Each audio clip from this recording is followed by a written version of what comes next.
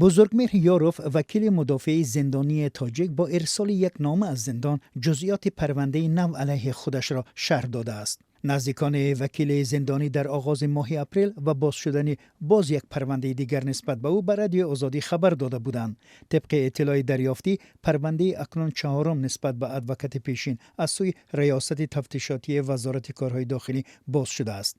یک مفتش این ریاست روز 4 می در صحبت تلفنی با رادیو آزادی بدون ذکر نامش گفت پرونده بزرگمهر یاروف مخفی است و آن را شرح داده نمیتواند. بزرگمهر یاروف در نامه خود که نسخه آن دسترس آزادی شد نوشته است پرونده نو نسبت به او با جرم قلابی و بر اساس شکایت محبوس با نام حسن حسنوف باز شده است. محبوس دعواگر ادعا کرده است که بزرگمهر یاروف و نزدیکانش از پیوندان او با وعده آزادی حسنوف از محبس و پیشنهاد کمک حقوقی 42500 سامانی گرفتند. جمشید یاروف رئیس بنیاد بزرگمهر روز 5 می به رادیو آزادی گفت این نامه را بزرگمهر یک ماه پیش بعد انتقال از محبس پوشیده یا نظام سخت‌ترین به بازداشتگاه موقتی رقم 1 نوشته است. عزیزان نویسد گویا که بزرگمهر با وی وعده کرده است که من در توی اردن میتونم عریضه نویسی تو بگنوهی تو را جواب میتونم.